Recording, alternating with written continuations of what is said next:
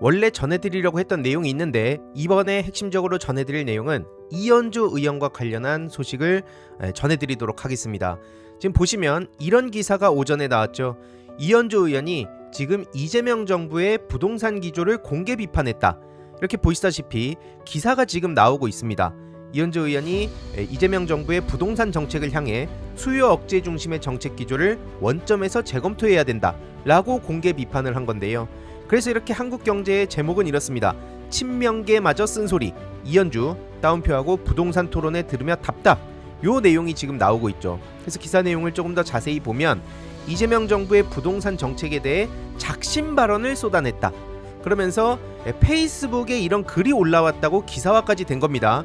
그래서 뭐 다 읽어드릴 필요는 없고 한마디로 이렇게 이제 얘기는 하죠. 어제 토론회를 들으면서 답답한 마음이 계속 들었다. 물론 대통령이나 정부의 입장은 아니겠지만 이라고 이렇게 좀 깔아둡니다.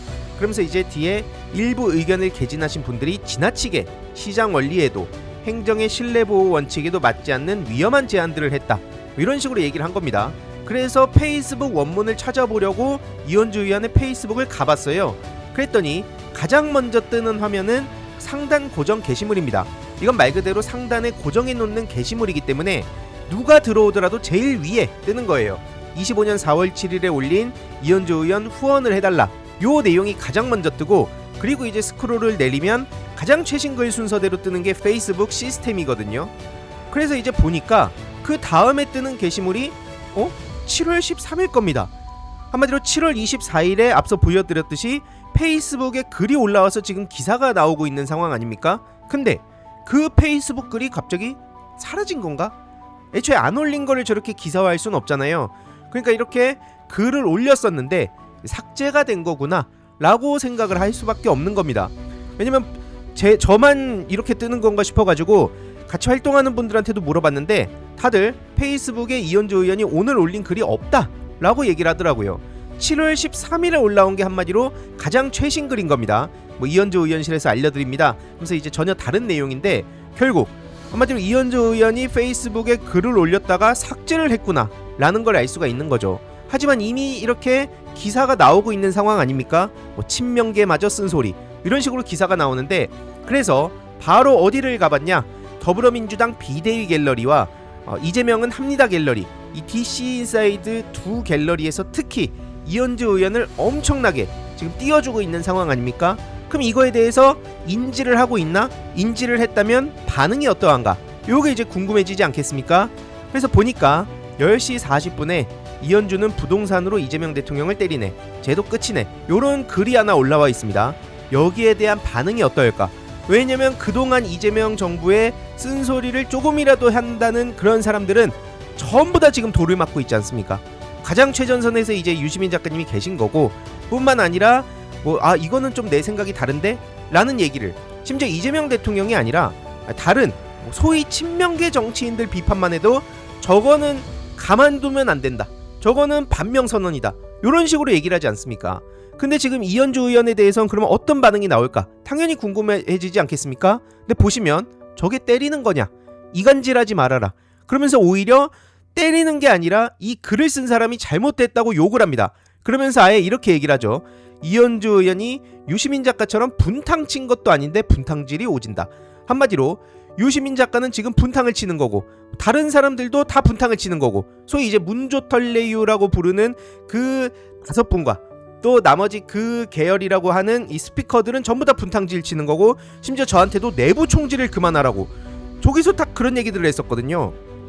하지만 이현주 의원이 하는 거는 전혀 분탕질이 아니다, 내부 총질 아니다, 오히려 할 말은 한 거다.